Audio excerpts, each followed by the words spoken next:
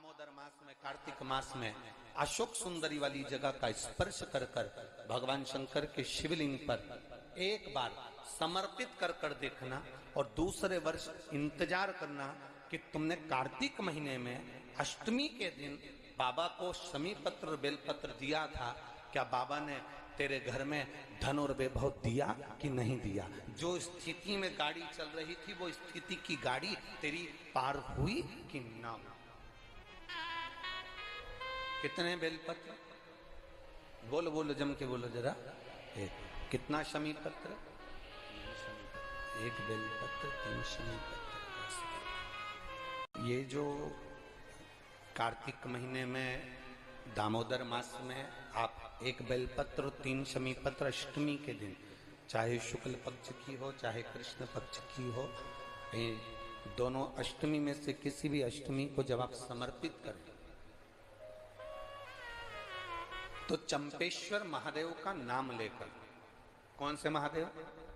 जम के बोलो जरा, सबकी आवाज आना चाहिए।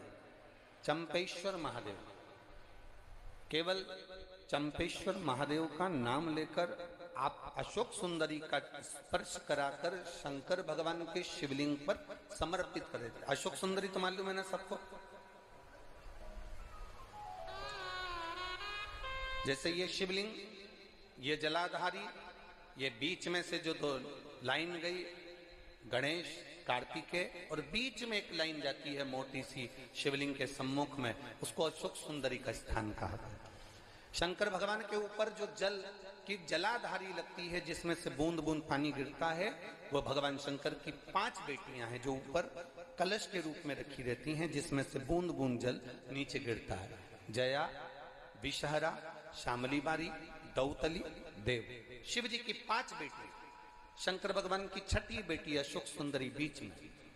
जब आप बेलपत्र 1, शमी पत्र 3, चंपेश्वर महादेव का नाम लेकर अशोक सुंदरी का स्पर्श कराकर भगवान शंकर को जब आप समर्पित करेंगे इस कार्तिक महीने में, दामोदर मास में, अष्टमी तिथि के दिन, चाहे वो शुक्ल पक्ष की हो चाहे वो कृष्ण पक्ष की हो, अष्टमी तिथि को अगर समर्पित करते हैं तो आप वर्ष भर में इंतजार कर कर जरूर बताना कि तुम साल भर पहले जितना कमाते थे, वर्ष भर पहले तुम जो व्यापार व्यवसाय कर रहे थे, साल भर से जो नौकरी के लिए प्रयास कर रहे थे, उसमें सफलता आपको अगले वर्ष की दामोदर मास आने से पहले मिली कि नहीं मिली, वो स्मरण आपके भीतर होना चाहिए। कहते हैं सोमवार के दिन की अष्टमी पढ़ने पर, कौन से दिन? सोमवार के दिन कौन सी तिथि? जम के बोलो, अष्टमी।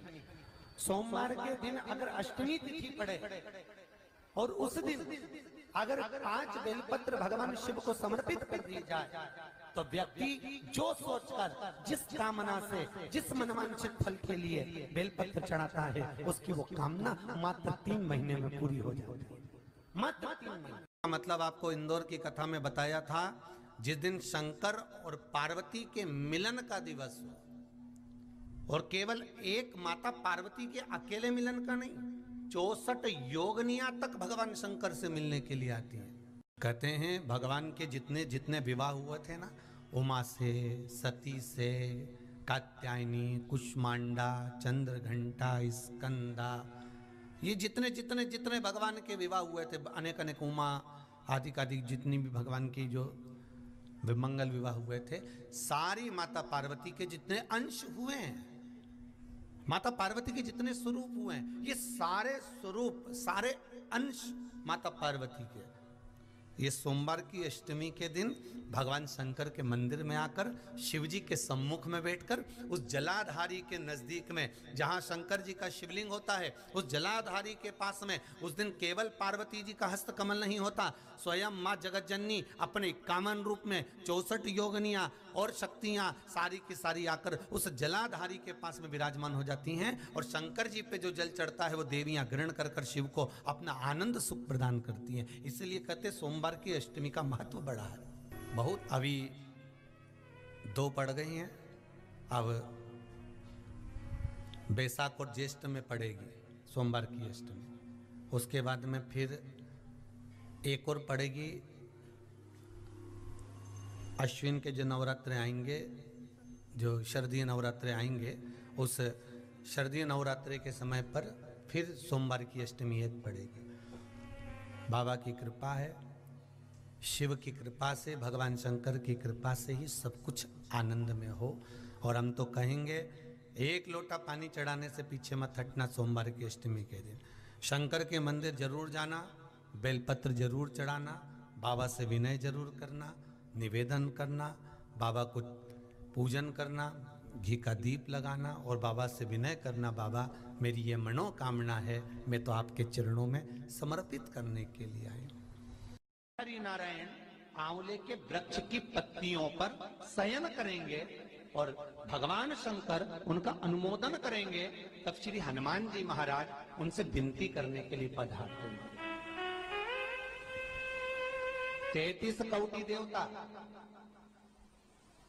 भगवान विष्णु जब शयन से उठते हैं, देवसोनी एकादशी को जब भगवान उठेंगे, नेत्र खोलेंगे, तो प्रथम दर्शन भगवान विष्णु श्रीमद् भागवत कथा, स्कंद पुराण, पद्म पुराण, अग्नि पुराण, जितने भी पुराण उठाना चाहे सारी पुराणों को उठाकर देखना कि प्रथम वर्णन आपको मिलेगा कार्तिक महत्तम का, कि भगवान नारायण सर्वप्रथम जब नेन खोलते हैं, अपनी देव सोनी एकादशी से सोकर देव उठनी एकादशी पर जब उठते हैं, तो भगवान नेत्र खोलकर सबसे पहले किसका दर्शन करते हैं?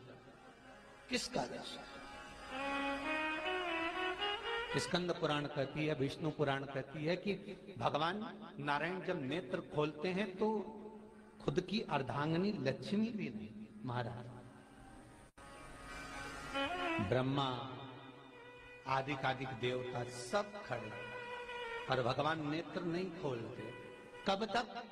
जब भगवान शंकर अपने ही मुख से भगवान श्री हरि का गुणगान नहीं गाते, डमरू का नाद नहीं। आंवला नवमी का आप लोग साधना करते होंगे।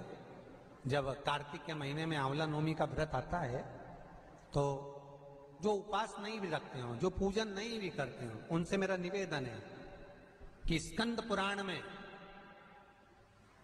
कार्तिकेय के पावन चरित्र में, स्कंद पुराण में स्पष्ट किया गया, और कल्याण का कार्तिक खंड पढ़िएगा, कभी योग लगे तो गीता प्रेस गोरखपुर का कार्तिक खंड पढ़िए, आप पढ़ेंगे तो उसमें मिलेगा आपको कि आंवला नवमी के दिन आंवले के पेड़ के नीचे घी का दिया लगाकर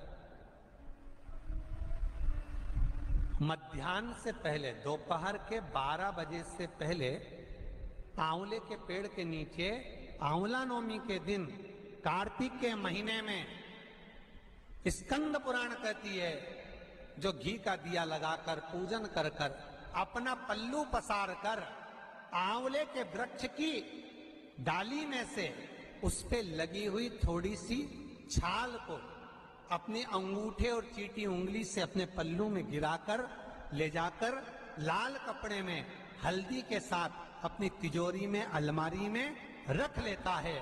उसके घर में कभी बरकत की कमी नहीं होती, उसके घर में कभी संपदा की कमी नहीं होती, उसके घर में धन, वैभव, सत्ता बढ़ती है, बढ़ती है। आंवला नवमी की कथा में एक प्रसंग आता है। आंवला नवमी का पूजन आपको करना आता है, व्रत करने वाली माताएं व्रत करती है, आंवले के पेड़ के नीचे जाकर पूजन करना, भोजन करना, आंवले का वृक्ष की छाया में बैठना,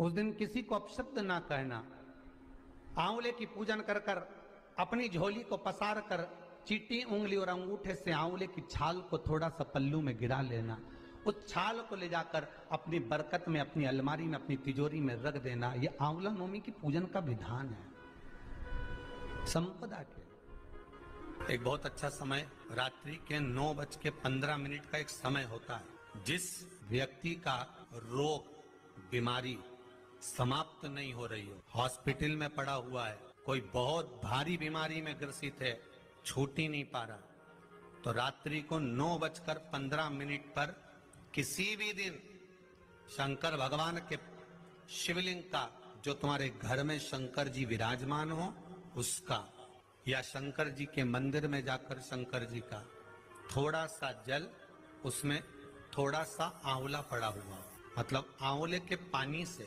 शंकर का अभिषेक पूजन कर लीजिए। उसका नाम लेकर कर लो जो रोग से ग्रसित हो। 1 दिन 2 दिन 3 दिन करोगे, वो हॉस्पिटल से छुट्टी करके आ जाएगा, उसका रोग समाप्त हो।